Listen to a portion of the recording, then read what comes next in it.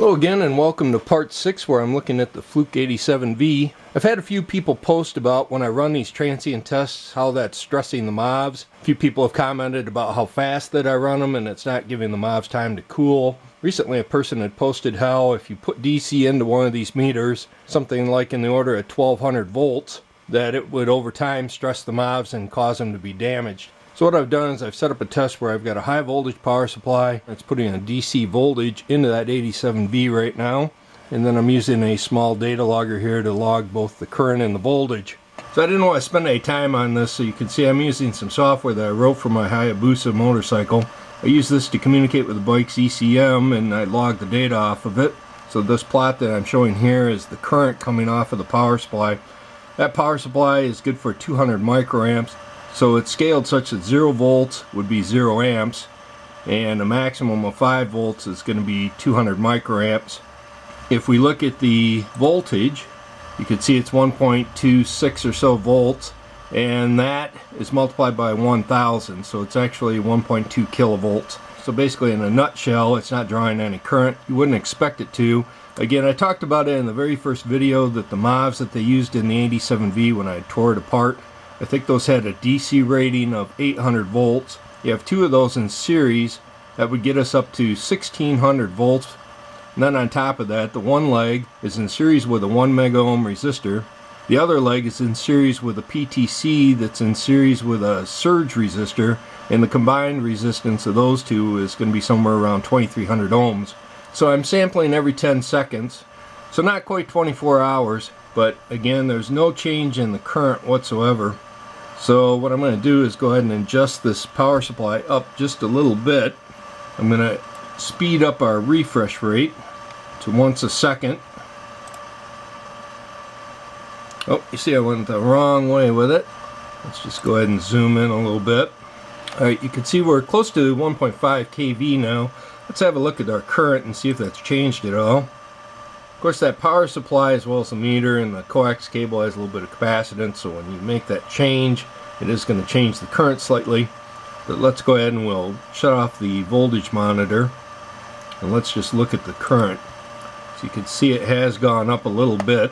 Again, the way this is scaled, you're going to take 200 microamps and divide that by our 5 volts and then multiply that by the voltage that's being displayed, and that's going to give us the current in microamps. And this is the current that we're talking about, so 480 nanoamps right now. So it's very low.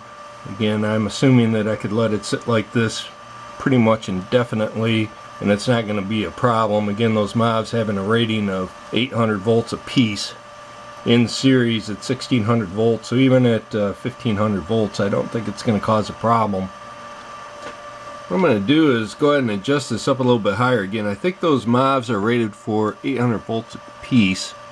So this should be able to hold 1600 volts without any problem. And let me just adjust this down to updating once a second. There you go. You can see it's like 1475 volts or so. Alright, let's go ahead and increase this a little bit.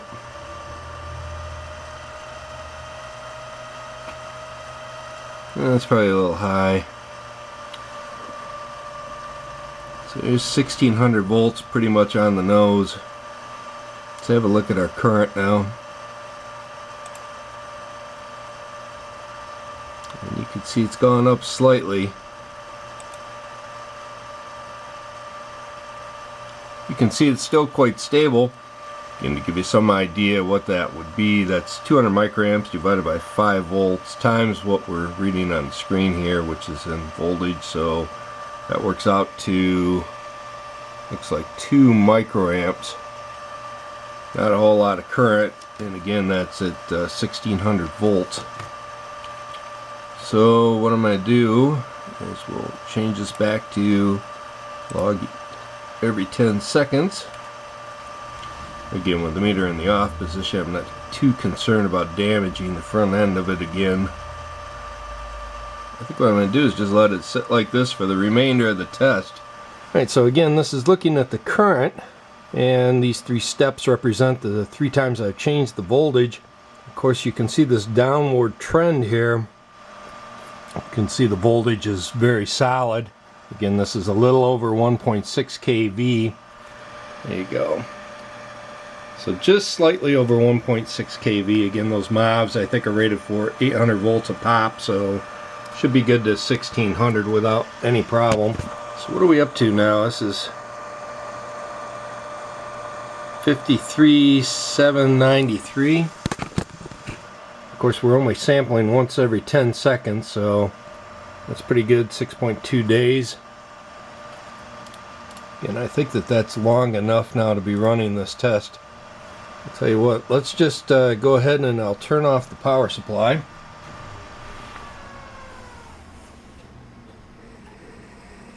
Alright, let's go ahead and turn it on.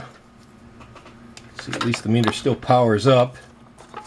Again, I'm not expecting there to be any problems with this at all. Let's have a look. So, again, this should be roughly 70 volts.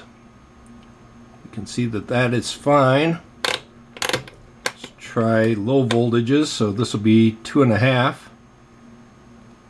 That was AC coupled. This is DC coupled. Again, 60 hertz. We can change that. So this is 30. There's 120. And this should be 50% duty cycle.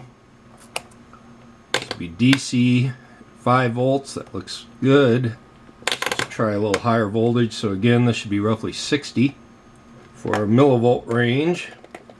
Again, this should be roughly 20 here in the center. And again, that should be roughly 500 degrees Celsius. This would be the real big one, so if it started leaking at all, I'd expect the resistance not to be accurate. Let's just try it with a 10 mega ohm resistor. See, it looks real good. Let's just put it into conductance real quick. Again, this will be a 40 mega ohm resistor, so roughly 25 nanosiemens. That's fine. This will be 100 meg. This should read 10. Looks good. And let's try it with a 1 giga ohm. This should read 1. Looks fine. Let's just try it in capacitance mode. Again, this will be a 0.1 microfarad. And you can see 102.5. That's pretty much what we've been reading all along. This will be 1 nanofarad. Looks good. Again, if I zero this thing out, this will be 150 picofarads. Looks good. Again, this will be 1 microfarad. Looks fine. And this is 10 microfarads. And here's 100. Let's just try continuity real quick. That's fine. And again, diode check. So there's an open. There's a short. And let's just try it with a single diode. Looks good. And here's 2 in series. That looks fine. So there you go. So again, I was told if the meter were exposed to 1.2 kV for some extended period of time, that would degrade the MOVs. Hopefully I've shown that that's not really the case. Again, when using MOVs, I'm not aware of anyone derating them. It's not really like a tantalum capacitor where, typically the companies I work for, we would design using 50% margins on those. Well, I think what we're going to do now is go ahead and set up our meter for doing a switch life cycle test. So just like before, I'd remove the battery. In this case, I'm going to remove the stand as well. So I fed the wires out the battery cover. The battery cover is actually in place. And I'm just using the same wire wrap wire. And so these, hopefully here, should be making good contact. Let's just see. Yep, so 0.65 ohms. Again, I haven't nulled out this cable. So I think we are good to go. Again, I only measure up to 1K ohm. Now you can see I have our test setup all ready to go. Again, I don't have anything fancy. I just use a panel vise to lock the stepper motor in place. You can see I have a coupler on the end of the stepper motor with these fork assemblies that I've machined up. And again, I just have some rubber hosing on the end of these. You can just wiggle this any way you want. So again, we start out with the switch roughly in the center point. Alright, so the software is just going to rotate the knob back and forth until it finds the stall current for the motor. Right there. Now it's going to rotate it to the two endpoints. Again, these are found by locating where the stall point is.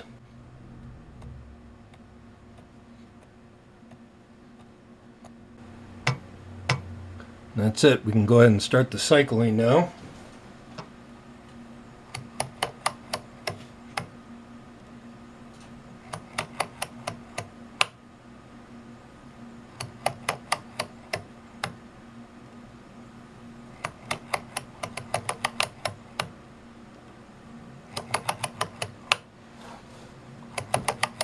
You can see it's quite smooth. Let me just detach the camera.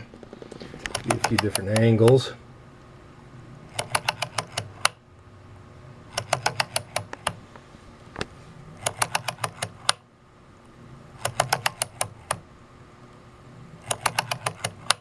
You can hear it speeding up. Again, I try not to run these too fast. About 3 to 5 seconds roughly per cycle is what I'm looking for. And again, that's to keep the heat down in the switch.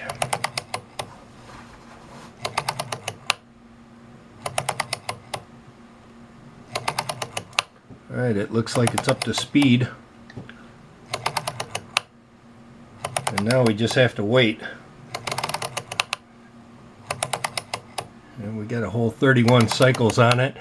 And again, what I consider a cycle is going from off to the microamp setting and then back to off. That would be one cycle.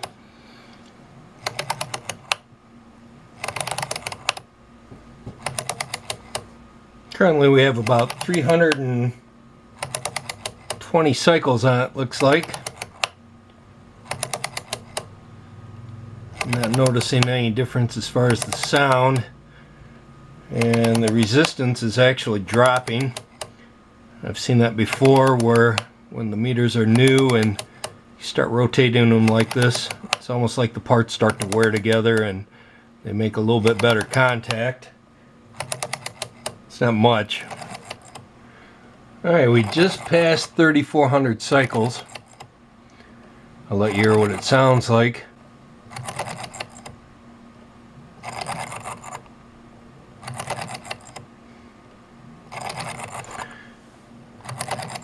Again, you can see there's no bind on that whatsoever.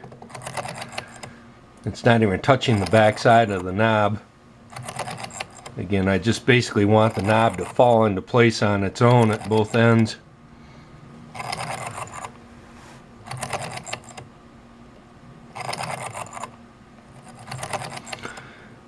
Okay, we're just coming up on 5,000 cycles. With Dave's testing, this would be 10,000 cycles, and this would be normally where he would pull the meter apart and spit on the contacts and try to clean them up so he could continue his testing. I'm not going to do that with this particular Fluke. I'm just going to run it through like I do every other meter that I test. We'll leave all the contaminants in there. You can see the fork is still very loose. So this isn't because of something that we're doing as far as putting tension on the switch. And again, I never took this switch assembly apart. There you can see quite a bit of gap between the fork and the knob.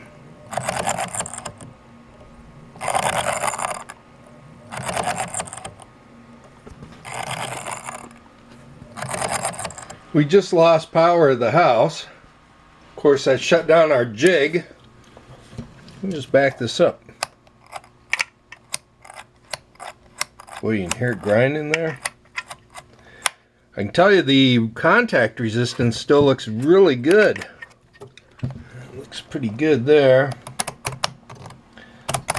So again, we start out with it basically in the center position.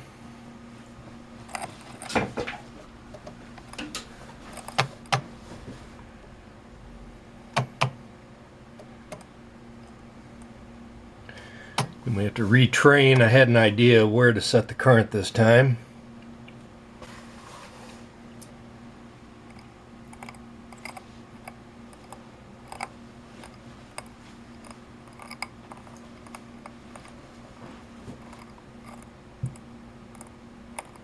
Boy, just listen to that thing grind.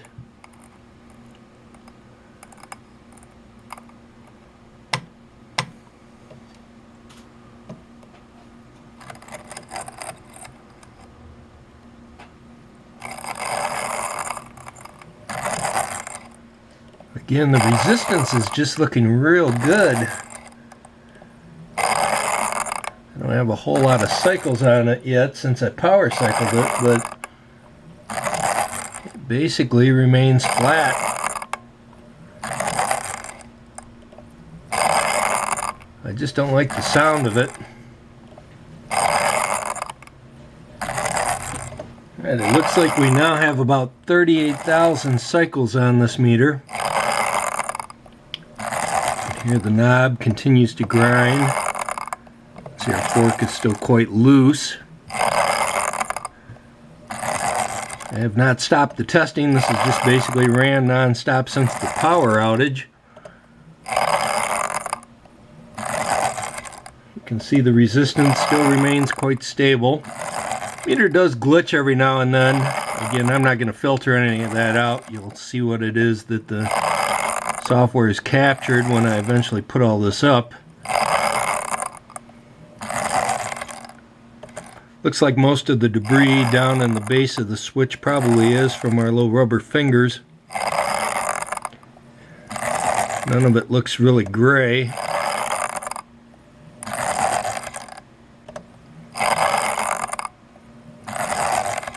One thing I do notice is it looks like the knob is kind of cocked. So this side here actually sits higher. Right here, this is higher than this. Let me see if I can get a side view.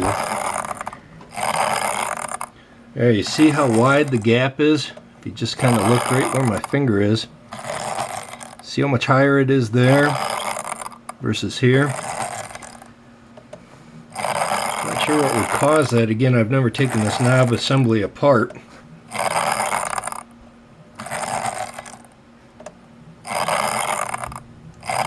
You can see how on the software there's a spike in the data.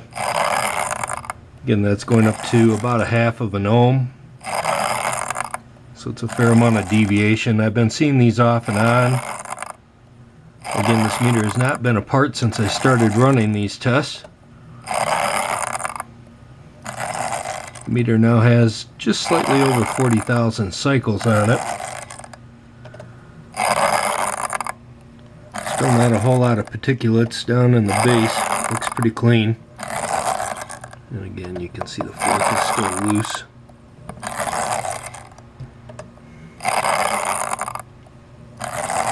Well, won't be long now. Our cycle testing finished up sometime during the night. It's got just slightly over 50,000 cycles, probably about 50,100 or so. Let me just rotate this knob manually.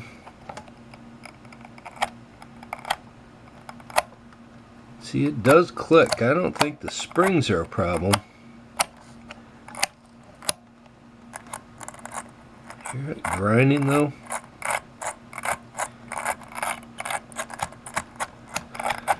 Alright, so I think before we do anything, what I'd like to do is functionally test the meter.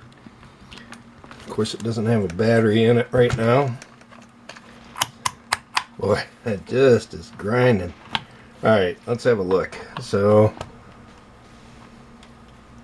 we don't do a full functional test. I'm just kind of curious if the basics here work okay. You can see it powers up just fine. This is going to be 2.5 volts. Let me just wiggle the knob. You can see I have to go quite a ways off centered before it stops working. That one looks real good. Let's try it in DC volts. So again, this will be 5 volts. Let's just try the same thing. Again, you can see I have to really go off center. This will be millivolts. And again, I'll just set this to somewhere around 20.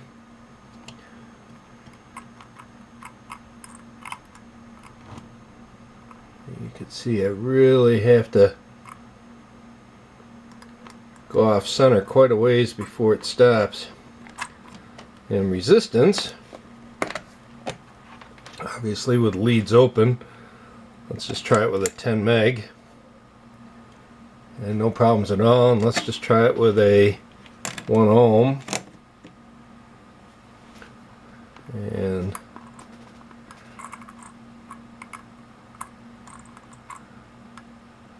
again, you can see I really have to be off-centered for that.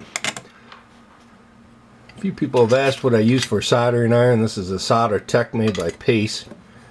To give you some idea, these are some of the original tips that I bought with this iron. I couldn't tell you how many years ago now. I would guess this iron is now at least 15 years old, probably older. It's only had one problem, and that's that it lost the password one time. Of course, you know, you'll see me solder with that Weller heat gun as well. Those are basically the two tools I use. I'm assuming that the grinding is in this piece. Oh, listen to that, it's smooth. You can see there's no cracks in the detent spring whatsoever.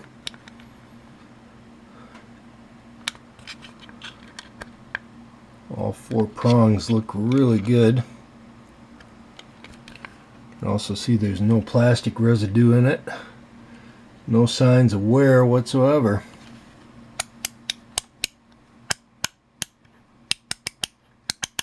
So the grinding is coming from within here.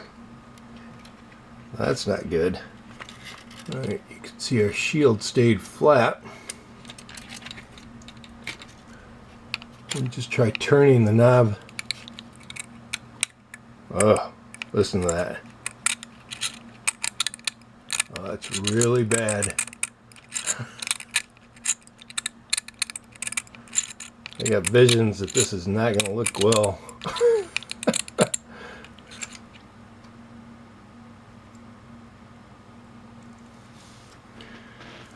Again, you can see no sign of debris.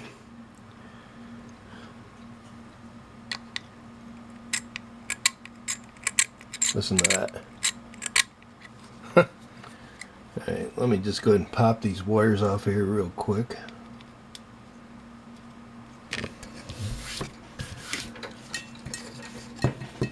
Alright, let's have a look at this thing.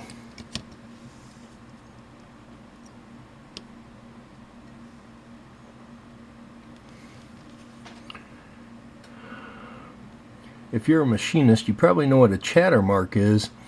I can't tell if that's what's going on here. It almost kind of looks like it. The pads themselves look really good. I mean, just to my eyes. Same thing with the contacts. None of them are bent.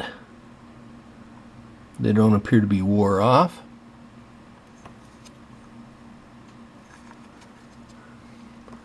You can see the center here. That copper ring is still all in place. Again, you can tell they use a 2-wiper system with this. And you can see that in the pads. And you have a wear on the 2 outsides, and it's clean in the center. But it looks good. There may be just a small metal flake right here. And it kind of reflects the light. Maybe up in here, here and here. Right, these are looking at the wiper contacts on the Fluke 87V. You can see they hardly look worn at all.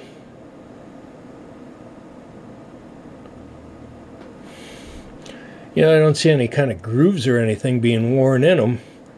Again, these look almost like they're nickel plated. They're very unusual compared to the other meters that I've looked at. Alright, this is looking at the circuit board. See that? It has almost like a chatter mark to it. You can see like here it's dark, and then it gets light, and then it gets dark. It's just a very odd pattern. And then you notice the outside ring. It's nice and smooth. I doubt there's even enough there that I could tell there's a lip to that. Let me just see if I can even feel that. Nope.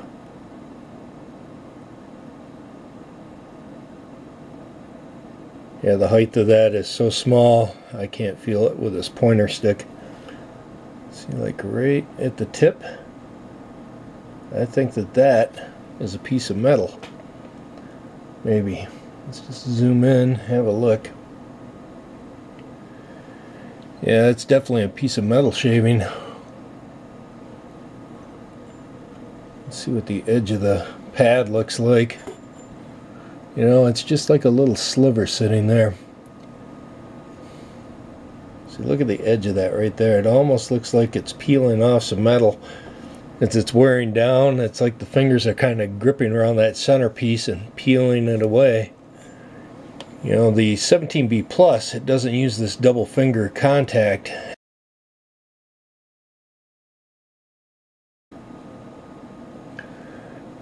Yeah, I'm almost wondering if that double wiper isn't causing some of their problems. I mean, the pads themselves look really good. I'll tell you, it might be interesting to take the 17B Plus and this 87V and put these under a profilometer, and then maybe do a flatness test across these pads and just see what that kind of looks like. But I'm not seeing a lot of metal debris. Just that one sliver sitting there. Let's look down here.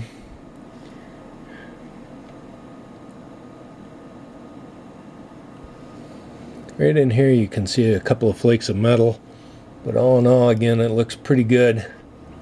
I think what I'm going to do is just leave this board like I did the 17B Plus, put it back together, and then I'll decide later if I want to run some additional tests on this. Alright, so again, this is looking at our software that we use to exercise the meters.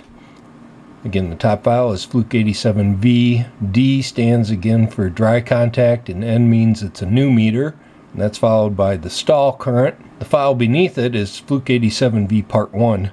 Again, remember that we lost power partway during the testing. And again, if I disable the very first graph, you can see the Part 1 in red, and you can see at roughly 16,000 cycles, the test stops. So when I collect the data, I store this into a ASCII CSV file. So what I've done is I've taken this Part 1 and I've merged that in with the second set of data.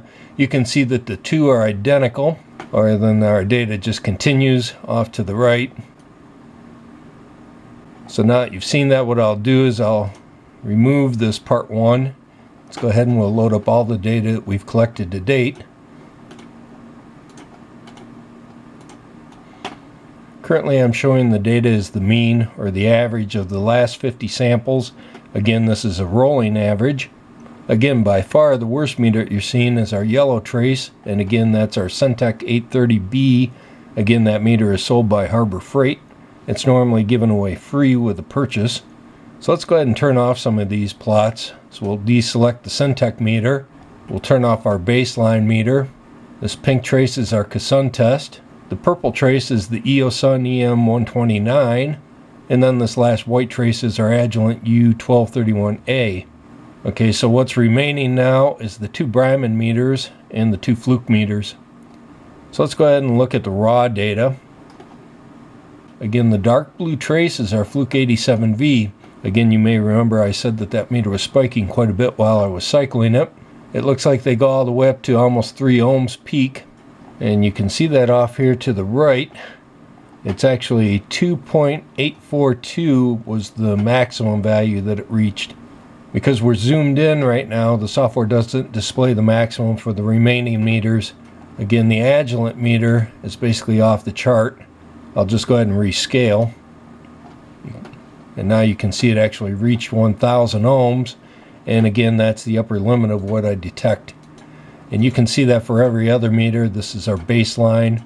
Again, here's our Centec meter, the EOSun, and the Soldering Test. So all those meters opened up.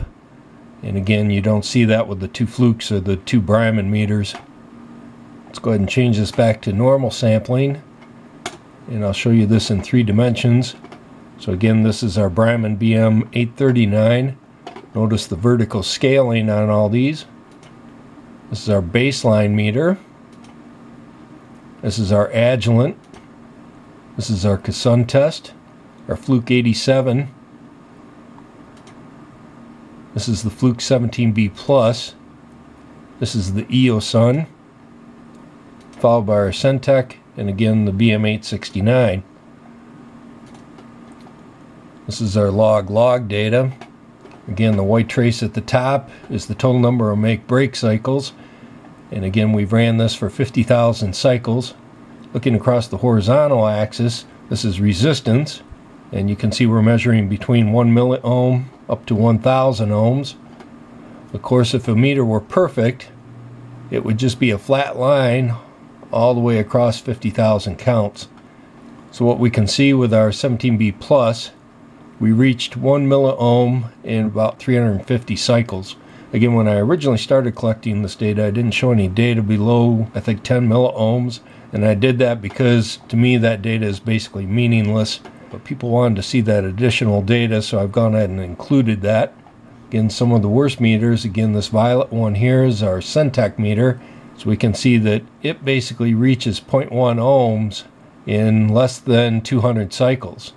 Some meters, like this tan one, is our EOSun. It took about 300 cycles to reach 0.1. I think that blue trace there, yeah, that's our Soldering Test meter. You can see that that required about 3,000 cycles to reach it.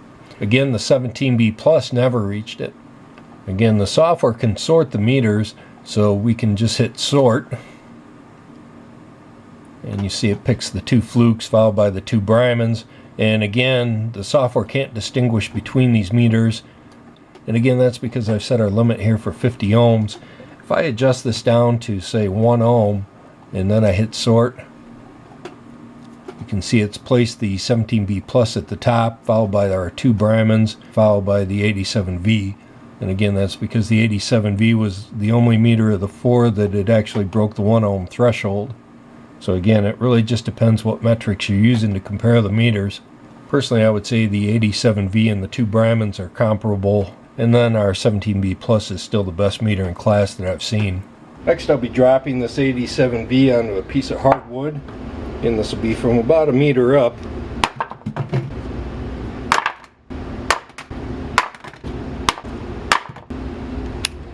Rather than being a little dirty, I don't see any issues. It's not rattling. Alright, I think that's going to be it for this video. Here you can see I have two Fluke 87Vs. This happens to be the meter that failed at 1.5 kV. The serial number for the older meter starts with a 10. What I'd like to do next is compare these two meters and just see if I can understand why this meter failed at such a low voltage compared to this brand new one. One of the things I'd like to show you as well, notice the surface finish of this original meter. See how uniform it is? You just don't have the blemishes. As a matter of fact, see the finish between the two? See how this one's real splotchy? Again, this is the new cover.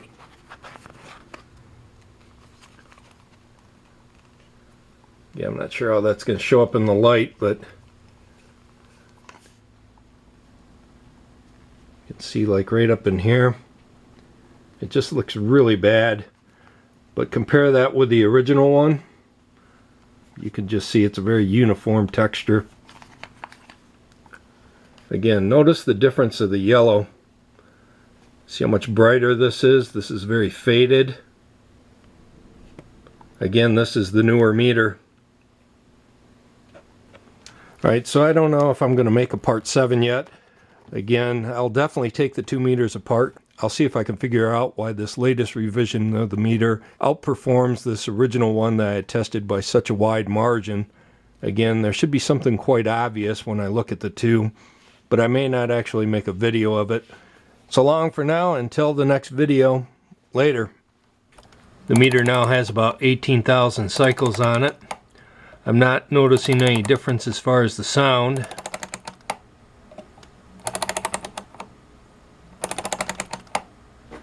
So I've just finished the 50,000 cycles. You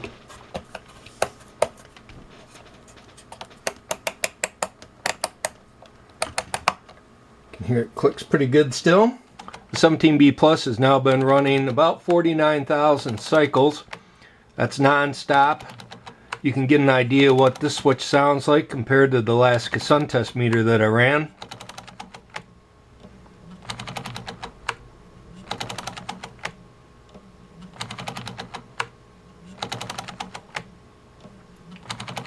I can tell you personally, I can't really tell a difference what it sounds like now compared to when I first started the test.